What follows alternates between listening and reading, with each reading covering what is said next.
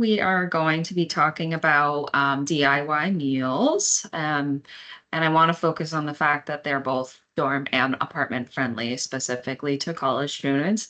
I know none of you are college students on the call, but if everyone can get a little benefit from these. Okay, so why do DIY meals as an athlete matter? Well, first of all, college is crazy busy with classes, homework, papers, projects, etc. So in itself, it's already busy. And then you throw on being an athlete and all of your time just all of a sudden is just gone. So, we can not only save money, but we can save time, energy, and just like general confusion when it comes to, proper nutrition and fueling for your sport. We know also too that you as athletes need the consistent fueling. So you need to be fueling every 3 to 4 hours. And there may be times during your day, whether you're on campus or traveling, that you may have limited access to purchasing something. So there might not be anything available. So again, you want to be prepared, and realistically, this may only be possible if we're making our own food, especially on the go. Then, better trainings and games. We all know that being properly fueled is going to lead to better training, better games. I can't say that enough because getting adequate nutrition to support your performance and, being able to maintain your focus and energy levels. So by making your own meals or, at least some of them, you can be sure that of what goes into your food so then you can be properly fueled to support your games and practices. And lastly, just to start building those habits and skills of preparing your own food.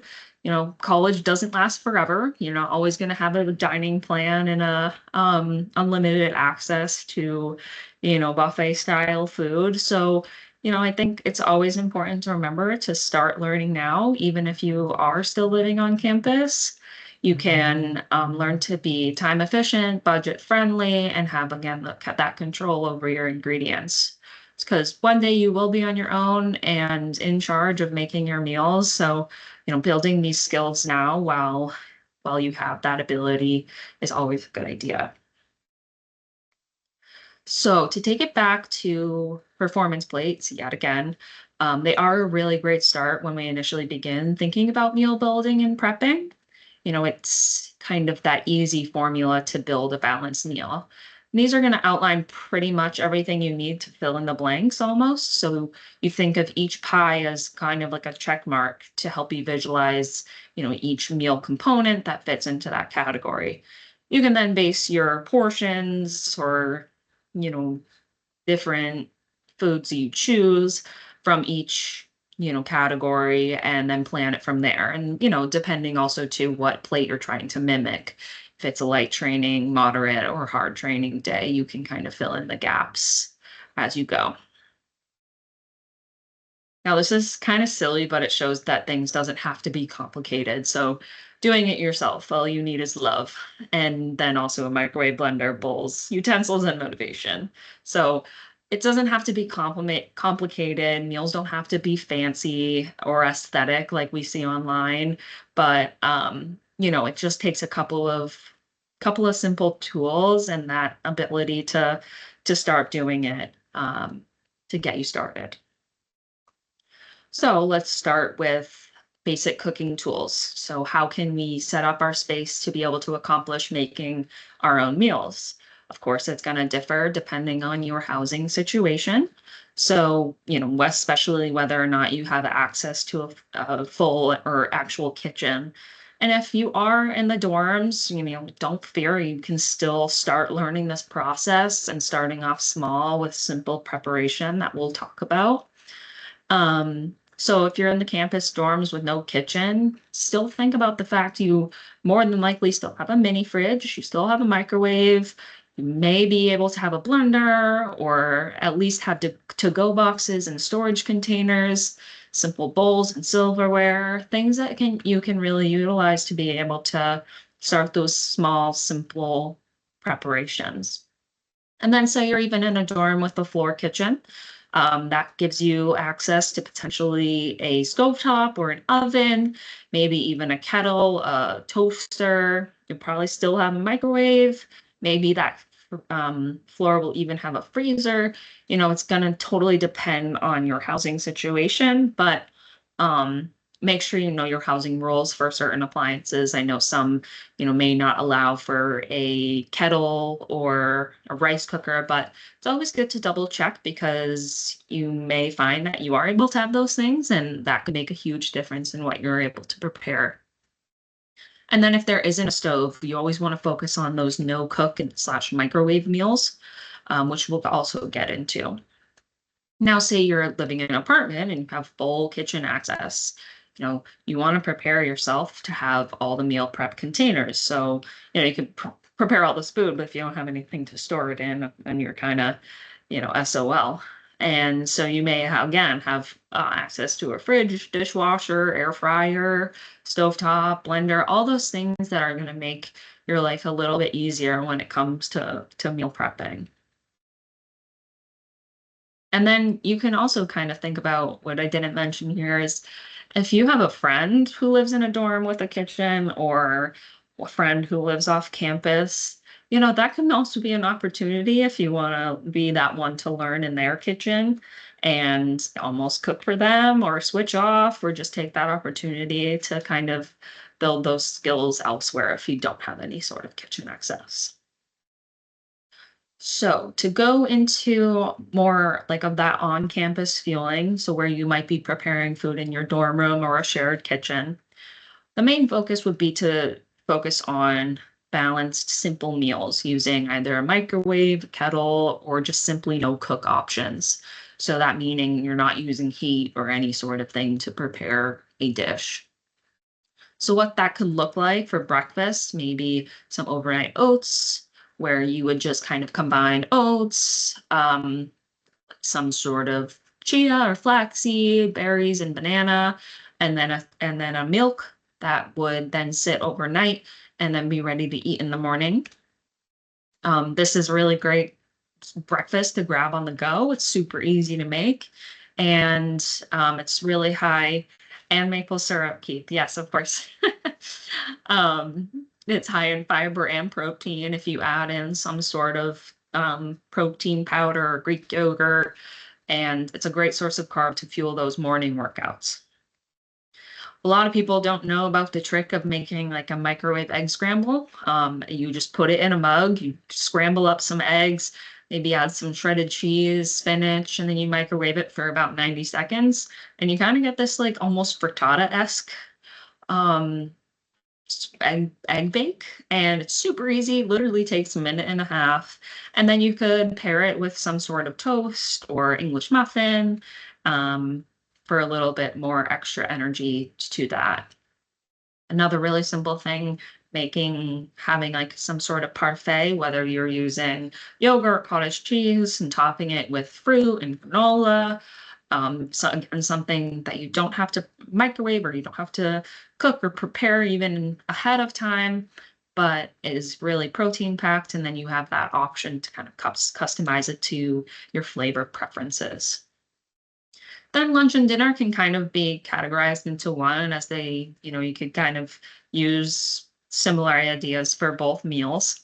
Say you wanted to make some sort of wrap. Wraps are really easy. Tortillas are really easy to keep in your dorm, whether in the pantry or in the fridge. So you take a wrap, you put either in, if you made tuna or chicken salad, really easy out of the can, and then throw in some, mayo, and then spread it onto a wrap with, either hummus or greens or some sort of vegetable, and then takes again just a couple of minutes and you have a balanced meal of protein, carbs, and it's even something that you can take really easily on the go.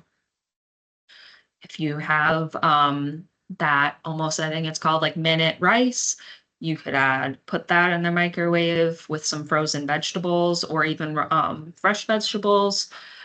Get a pre-made sauce, mix it all together, and then you like have some sort of customizable, again, budget friendly performance plate of a grain bowl. Ramen is the classic college food, but there is a way to kind of make it a little bit more nutritious and balanced, full of nutrients that would fit more of that performance plate. So, you take the base ramen, you do the microwave, maybe you add in some frozen edamame or spinach or other vegetables. Maybe you add in some tofu, and then, you have a little bit more of an enhanced filling and fibrous and protein focused ramen bowl. Then lastly, you can always make snacks as well if you can't really have the access or the ability to keep too many things in your dorms. So say you wanted to focus on just like preparing all of your snacks instead of purchasing those, because that can add up, obviously, money wise, to be purchasing all of your snacks either on campus or off campus. So maybe you kind of consider doing, rice cakes and peanut butter and banana slices. Those are really easy things to keep in your dorm.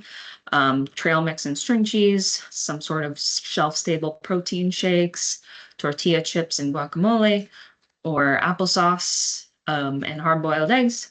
So some things that are really, really simple to kind of keep in your dorm, whether it's shelf stable or fits in a mini fridge. And just a couple of tips that to keep your microwave, of course, clean, and your fridge. Prepare things in bulk. So for example, if you were going to make those overnight oats, prepare a couple at a time, because rather than doing it once every night, if you do 3 portions one night, it almost seems a little bit easier to manage and to have that motivation, because you don't have to do it every single night. And that's something that you can easily make in bulk and then just take a portion of what what you need and what you want. Okay, so now if we're off campus, the ideas of prepping meals that are, supporting your strength, recovery, energy demands, that are focused around that performance plate and balanced meals, you're just going to have a little bit more opportunity to kind of spread your wings in the kitchen, if you will. So say you wanted to make a veggie egg scramble. Again, super easy. It takes just a few minutes. Scramble up or saute up some vegetables, whether it's peppers, onions, mushrooms, spinach. Pour in your eggs, scramble it all up, and then pair it with some toast. If you have a blender, you can have a array of types of smoothies or smoothie bowls, because there's unlimited amount of fruits that you could try, and put together with simple ingredients such as just milk, yogurt, chia seeds, and fruit. Really easy.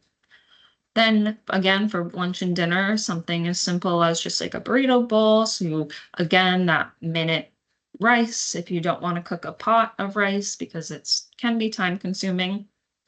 And then throwing in any sort of salsa, guacamole, ground turkey, etc. Something again super easy that just takes multiple components and puts it into one bowl. So we'll talk about more of that component prepping in the next couple of slides. Then again, snacks are going to look very similar, that are just easy prep, two to three food groups put together. And then tips, and just think about kind of repeating that, is cook once and eat twice, or even cook once and eat 3 times. So when you're making something, instead of just cooking an amount of chicken that's just going to serve you for that one night, cook 2 or 3 servings so that you have it for the next couple of days, or you can take leftovers for lunch, so that it's a little less, you're still doing the task just on a tiny bit bigger of a scale, but you're saving yourself time those next couple of days when you're really going to want that probably again, but you don't have to cook it from start to finish again. Then you can roast multiple items at once. Half your pan could be the vegetables, half your pan could be the chicken or the salmon or tofu, and you're roasting them at the same time. One pan, super easy, throw it in, and it's already at once. You can add variety by changing up your spices, herbs, or sauces even. So again, we'll get into this, but just being able to cook the same, or even if you're buying the similar groceries each week. One week you could have, you know, one flavor. The next week you can have a next flavor by just simply changing up the dressing on your salad or the sauce on your chicken or, what herbs you put onto, your vegetables, etc. So there's really ways to make things more variety without making it too complicated.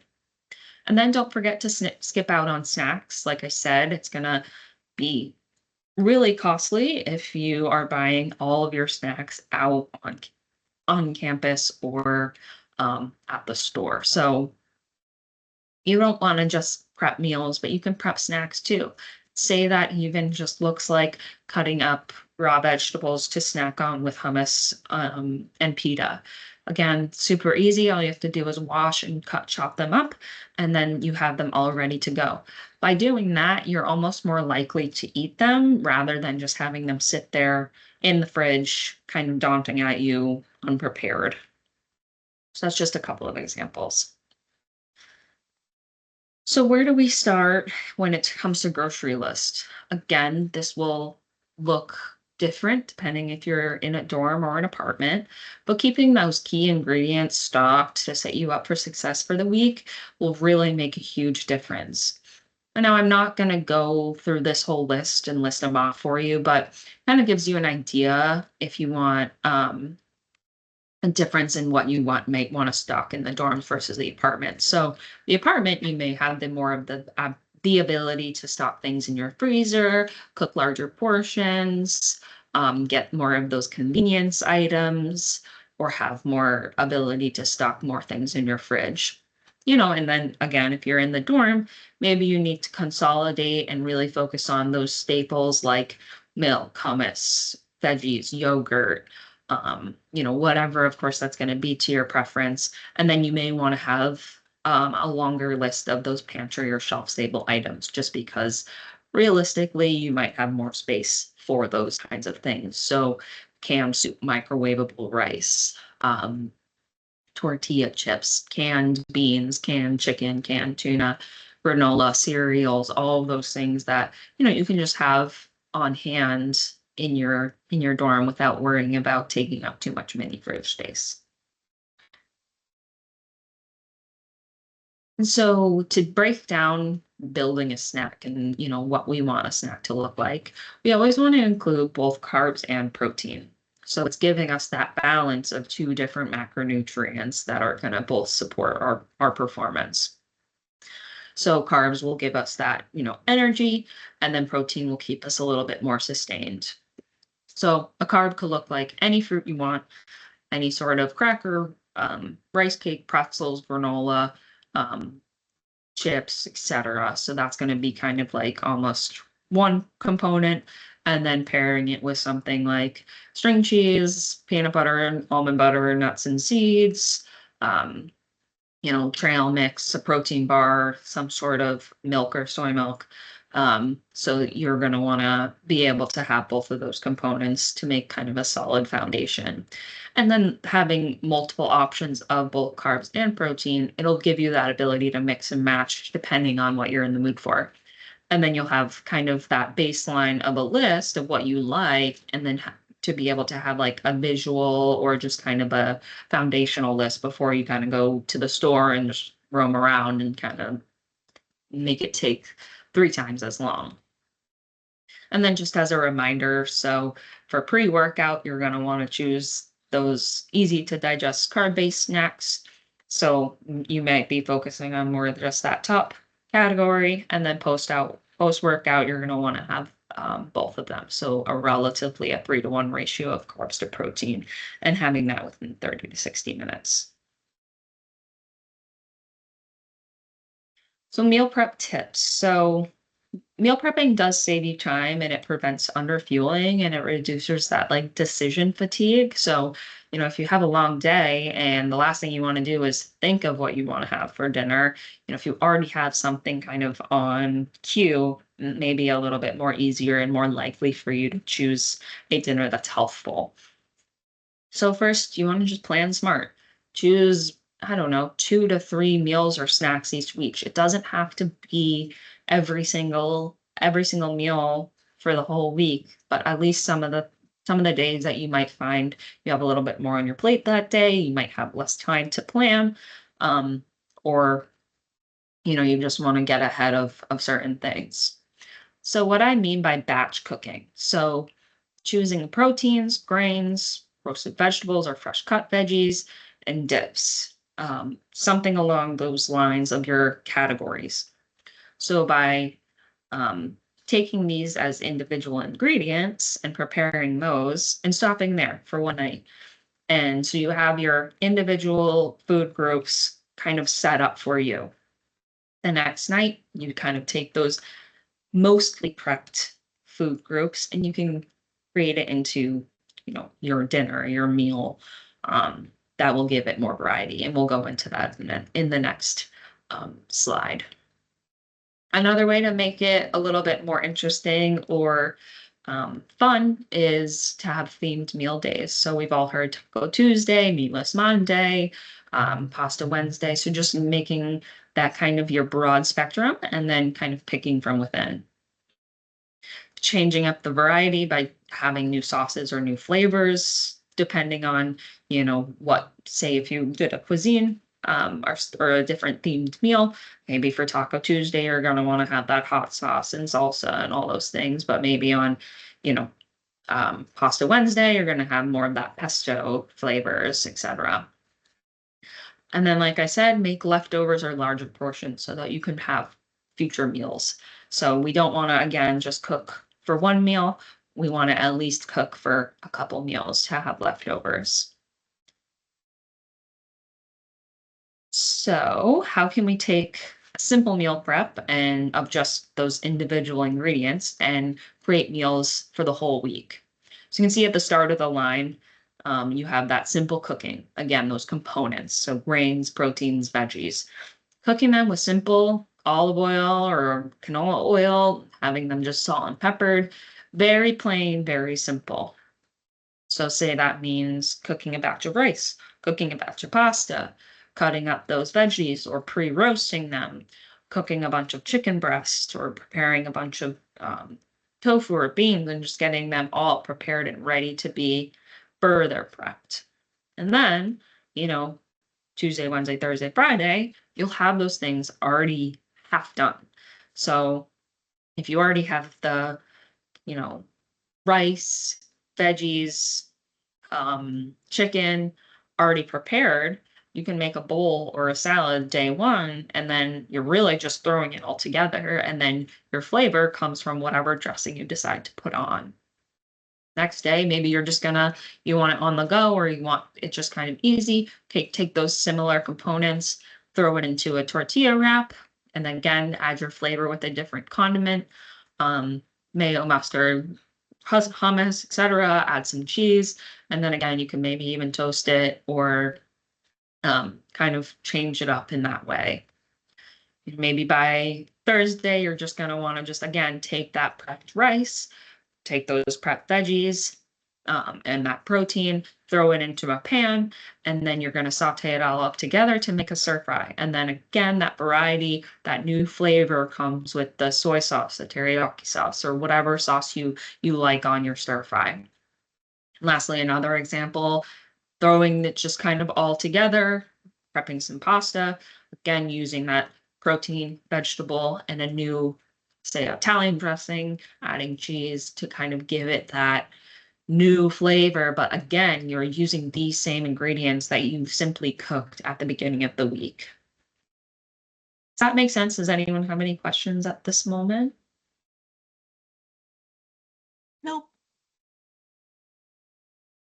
All right. So then again, to kind of dive into a little bit more of these meal days and what that might look like. So your Meatless Monday might look like beans and rice, adding those toppings like the roasted veggies, hot sauce, avocado, salsa, and then being able to transfer those similar ingredients over to something like a burrito bowl or tacos the following day for Taco Tuesday.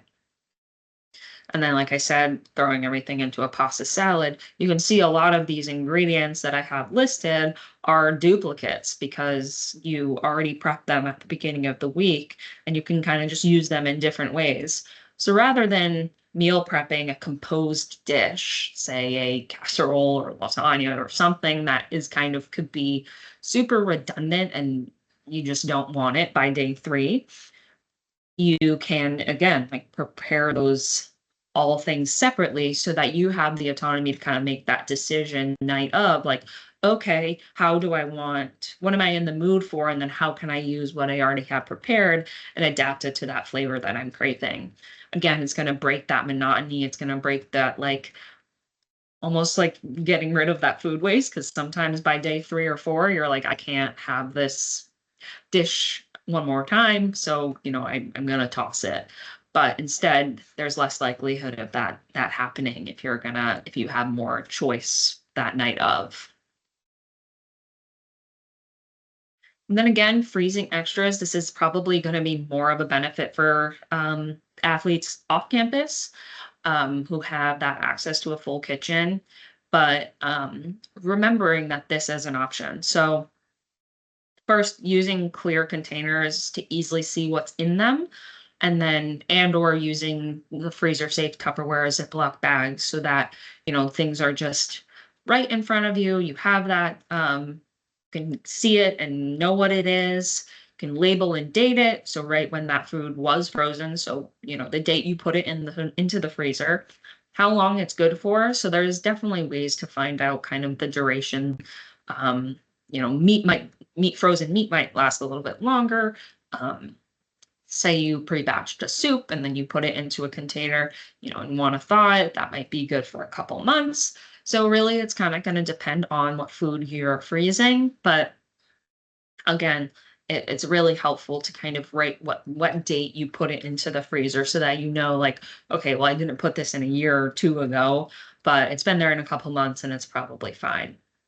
And then if you need reminders of reheating instructions so you don't have to look it up later on, you know, do you have to thaw it overnight and then you can kind of cook it like normal the next day? Or, can you, for example, soup, just kind of heat it in the pot as it is. So it's gonna again depend on the food, but making sure that you're freezing it within 3 to 4 days. So if you plan to have your food like prepared for a couple of days ahead, say you're on day 3 and you realize, I don't know, you made too much or you made something that you're not going to want to have anymore, remembering that you can freeze that and then have it for another time, another date, rather than getting rid of it because you think it's going to go bad. Ensuring your freezer stays at 0 degrees or below, that food safety piece. And again, avoid overloading the freezer because if our freezers are overloaded, they're not going to work as efficiently. So common mistakes that we often see when it comes to meal prepping or just, um, bringing food on making it yourself. Um, can lead to, or common mistakes are often skipping meals. So you didn't prep, you're not prepared to go buy something. So you didn't bring anything in your backpack, um, often leads to skipping meals. And again, that lack of low nutrition intakes, you being undernourished for your specific sport, especially in season or when you're busy with classes. So a way to get around this is keeping shelf-stable backups or shelf-stable backpacks in your backpack.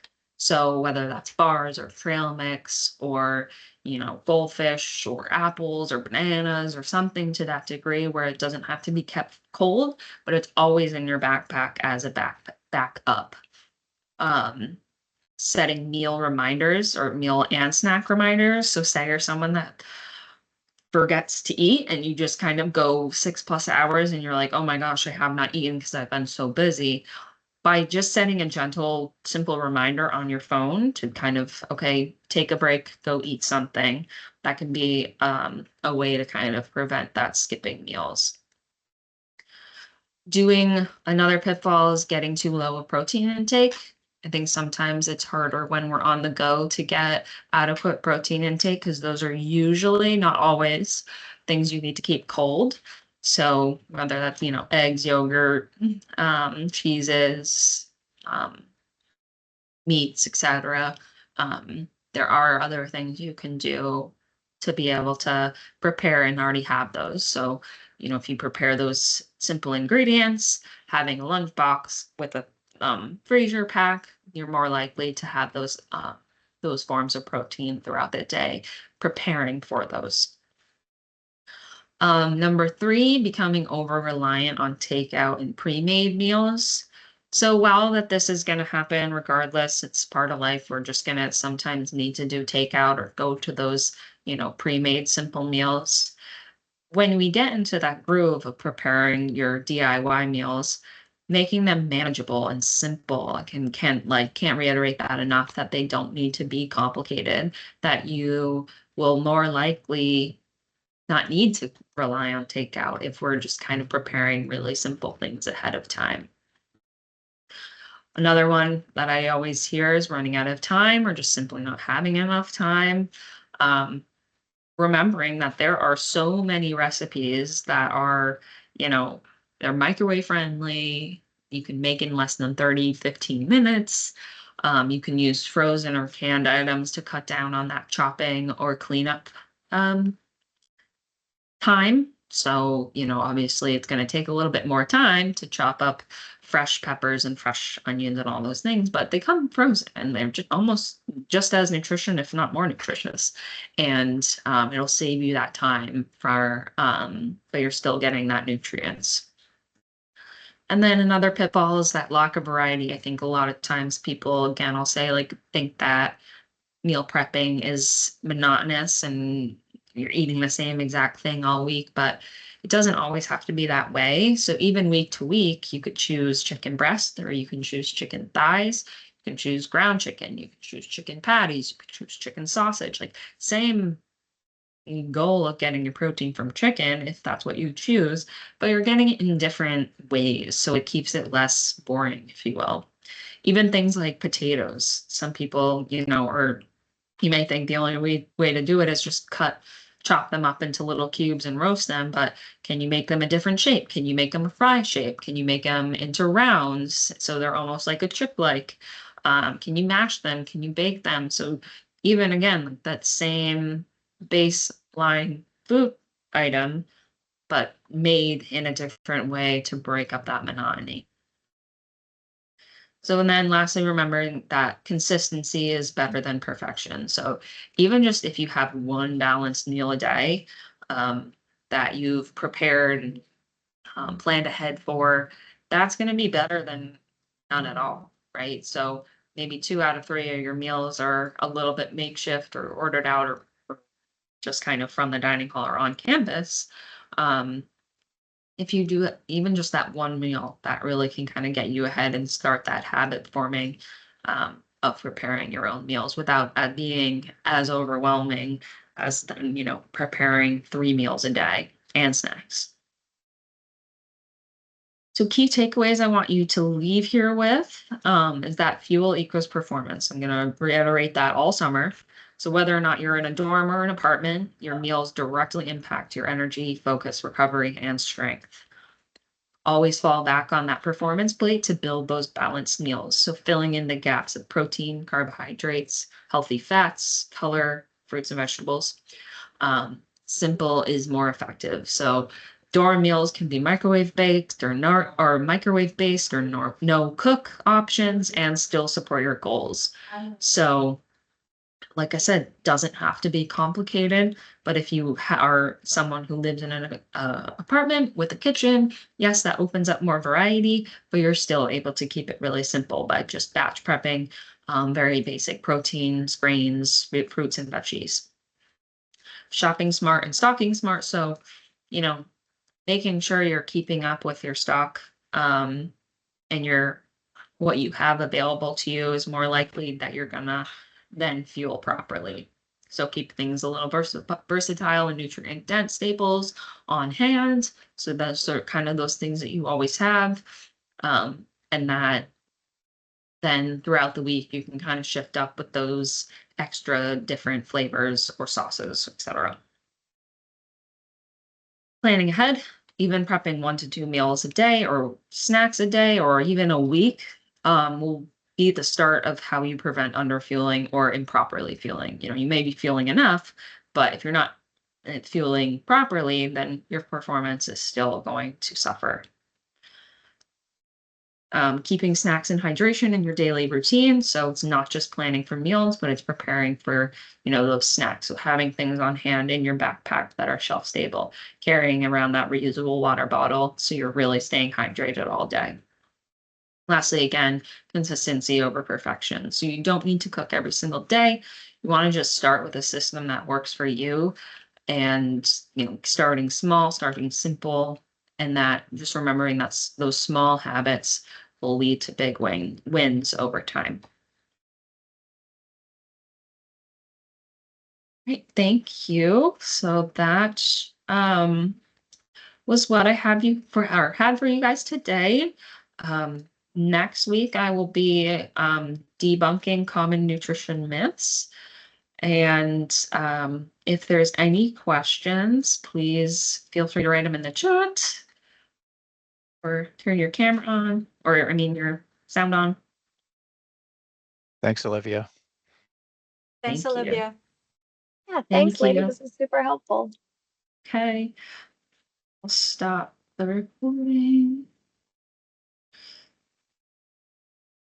Okay.